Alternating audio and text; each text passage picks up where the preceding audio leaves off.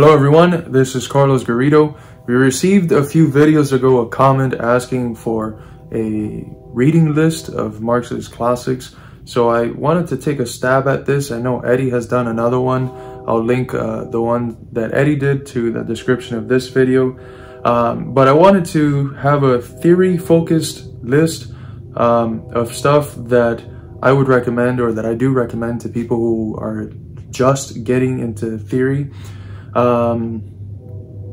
And so you're not going to see Capital in this list or any of the bigger text, but I think it's going to be a helpful list. I don't have it in any specific chronological order, but it's a set of 10 books that I think you will appreciate and that are relatively short. So if you read quite quick, you might be able to get through these books in a month, in a few weeks, or maybe more. You know, take your time. One of the things that I wanted to say before you start is that don't be worried about getting everything correct at first. I think part of the process of reading is misreading. There's always going to be things that, because you're coming with a different point of reference, that you're going to overlook, that you're going to miss. And don't worry about that. That's natural. You are going to come back to these texts. Hopefully, if you end up dedicating your life to militancy, you're going to be coming back to these texts your whole life.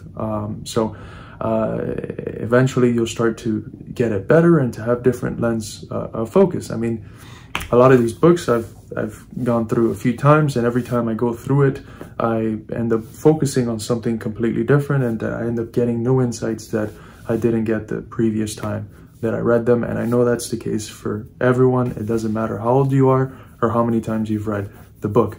So yeah, that's the main thing. Don't be worried about getting everything perfect, memorizing everything. Just try to grasp some of the essences of arguments first, and then slowly you're going to be able to incorporate details. And yeah, so the first thing I would recommend, just mainly because of chronological reasons, is the Economic and Philosophical Manuscripts of 44. This is a group of 3 manuscripts that Marx writes between 1843 and 1844. This is Marx before he really ends up developing Marxism. There's no historical materialism or dialectical materialism going on in this text. He's mainly using the same categories as Feuerbach was. He's focusing on alienation and species being and all these other concepts, but he's shifting focus from religion towards political economy. And in that shift of focus, that creates the conditions for the possibility of eventually developing what we now know as Marxism, historical materialism, dialectical materialism. So after that, I would say you should read The German Ideology. This is a shortened version from international publishers. I'm not sure if this one includes the 11th thesis on Feuerbach, but you should probably read the 11th thesis on Feuerbach, which is like 2 pages, and then read The German Ideology.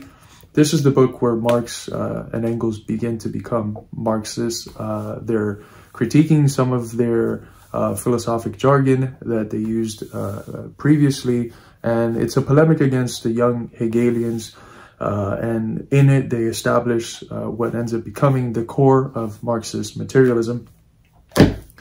Okay, so I would go from that text to The Poverty of Philosophy. I don't see many people recommend The Poverty of Philosophy. I don't know if it's because they haven't read it or what, but this is a fantastic text. It is very, very funny. He criticizes the hell out of Joseph Proudhon, who had written a book called The Philosophy of Poverty. And just from the title, you get the what's going on. Before the text even starts, he says something that is really funny. Let me see if I find it, but he check this out. He says, the work of Mr. Proudhon is not simply a treatise on political economy, an ordinary book. It is a Bible, mysteries, secrets dragged from the bosom of God, revelations. Nothing is wanting But as in our days the prophets are discussed more conscientiously than profane authors, the reader must resign himself to pass with us by the arid and gloomy eruditions of Genesis, in order to later rise with Mr. Proudhon into the ethereal and fruitful regions of supra-socialism. He also says somewhere else that, like, because France doesn't have a strong tradition in philosophy and Germany doesn't have a strong tradition in economics, Proudhon, as a philosopher and economist, is popular in Germany as an economist because they don't have economics, and in France as a philosopher because they don't have philosophy, right? So it's almost a book of jokes. He's just murdering Proudhon, but he is applying a lot of the things that he goes over and talks about in the German ideology here. The last 10 pages specifically are just marvelous. So I would recommend that afterwards as the third book. Then, of course, read the manifesto. It's a short 30 pages. By the time you get to it, you should be able to understand everything that's going on there. Then I would recommend you read Socialism, Utopian, and Scientific by Friedrich Engels. This text is really a sort of shortened version of the last part of Anti-Düring. So whether you want to read Socialism, Utopian, or Scientific, which I would recommend you do, or Anti-Düring, you know, read both, right? Anti-Düring has 3 parts. It starts with philosophy, then it gets into political economy, and then it finishes with socialism, which is what ends up turning into Socialism, Utopian, and Scientific. This is another book that's like, I don't want to call it a Bible because that's against our dogmatic principles, but it's really good. It has it's the most comprehensive study of everything that encapsulates everything which Marxism encapsulates in philosophy, economics, and socialism. It is the most comprehensive study that you'll get from either Marx or Engels. So definitely check out Anti-Düring, as well as Socialism, Utopian, and Scientific. The next one is another banger by Friedrich Engels. This is more philosophy-heavy text. It's one of the last short books that he writes. It's Ludwig Feuerbach and the Outcome of Classical German Philosophy. So he engages here with the relationship of Marx and himself with Hegel, then the developments upon Hegel that Feuerbach makes, and then the developments that they make upon Feuerbach and how they establish dialectical materialism. So that's another short one that I think you'd be able to get through it in a few hours, and that's quite valuable. Now, I know I mentioned this list was going to be of the classics, but I have taken the liberty to add a couple relatively classic, non-Marx and Engels classics.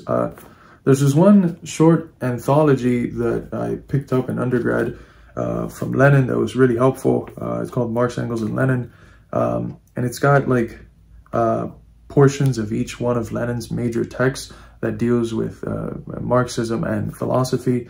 It's got a sort of comprehensive study of Marx's life. It's got the article or the speech that he gives when Engels dies right after, and it's got basically everything. So if you're just getting started, I would recommend you check this this little book out. I don't know if you'll be able to find it, but if you do, check it out. Of course, it's preferable that you read the texts that are in there in full, but I don't see why you shouldn't or couldn't read that first, and then eventually, as you're going back to it, end up reading the text in full. Another thing I wanted to mention is that all of these books are available in the Midwestern Marx library. We still have that up. We upgraded every once in a while, so make sure to check back in every once in a while to see what new books we add on there for free. The next book I would say you should get is one of these little books on the 5 essays of philosophy of Mao Zedong. Specifically the essay on practice, on contradiction, on the correct handling of contradictions among the people, and the short essay, where do correct ideas come from? It's just superb.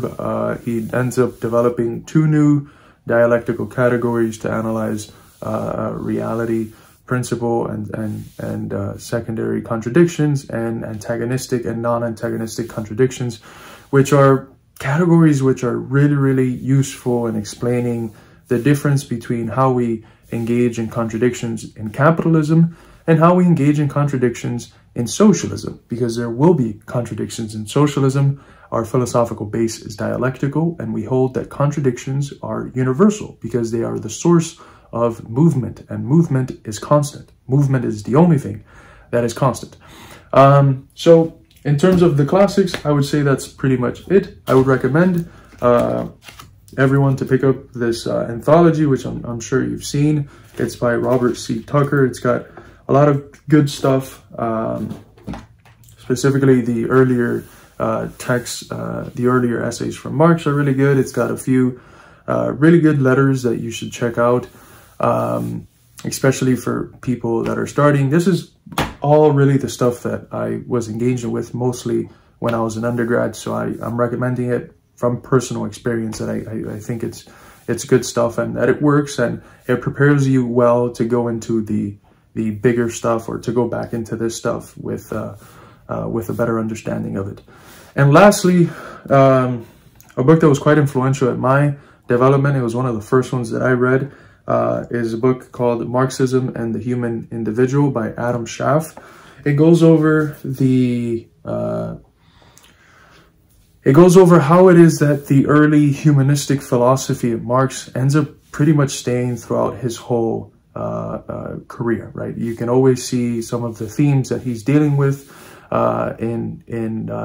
you can see it in Capital, in Critique of the Gotha Program, and pretty much anything that he published at the end of his life. You can see some of the similar or same concerns that you see in the Manuscripts of 44.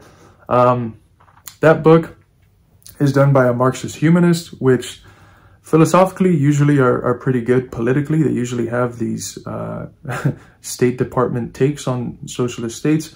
I think that Adam Schaff is perhaps the best one of them, the one that I think was still supporting socialism while being in the Marxist humanist tradition. But the person that writes the preface is Erich Fromm, which I don't know if you've heard of him, but he was a prominent Marxist psychologist and academic in the Frankfurt School and in the US, but he was one of those that was pushing a shitload of State Department propaganda against the USSR. So I would recommend Schaff. He's really good. His writing is fantastic, and he makes a really good argument at a time when Althusserianism and the sort of separation of Marx from his early humanist work and from Hegel is becoming intensified. So I would say engage with Schaff's text. It's quite valuable, and it gives you a good understanding of some of the early philosophical work and how they linger in the rest of Marx's work. So I hope that was helpful. Oh, in terms of economic studies, there's a dual set of wage, labor, and capital, and value, price, and profit. I can't seem to find my value, price, and profit physical copy, but again, all of these books are available on the Midwestern Marx library.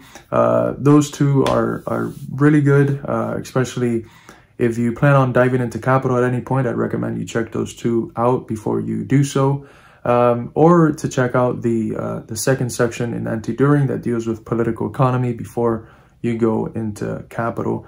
Capital is itself, although many people will try to scare you away from it, it's not that hard. If you sit down and you treat it with patience, it actually gets quite enjoyable, and eventually you get past the more abstract section, because as the case is with Hegel's logic, where we move from abstract to concrete, Marx's Capital is moving from the most abstract to the most concrete.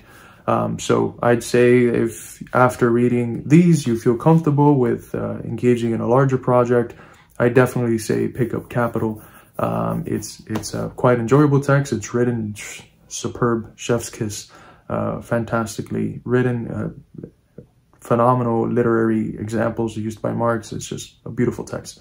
So yes, I hope this was helpful. I know that part of the hardest things about getting into theory is going on Marx's archive and seeing that there's a gajillion, billion books, and you want to read them all, and it gets really overwhelming, and you're like, ah. It's always going to be overwhelming because you're always going to be able to read more, but that's the fun part, right? The fact that it doesn't matter how old you are, there's always going to be new books that you're going to want to read. It's a life that that really never gives out. You know, it's an endless well of self-development, of developing yourself, and if you do it correctly, you recognize that Marxism is not just about this self-development, about this ability to interpret the world better with the lens that it gives you, but it's also about revolutionary praxis. So these books should help you engage in a way or develop the sort of methods necessary that end up helping you in your revolutionary militancy. So I hope this video was of help to you all. Let me know if you think that I left any book out. I know some people usually recommend Eagleton's Why Marx Was Right. I don't. I didn't really like it. And he shits on the USSR quite early on. So yeah, let me know in the comments if you think I should have added any other book. So yeah, I hope you all take care. This is Carlos Garrido from Midwestern Marx, signing out.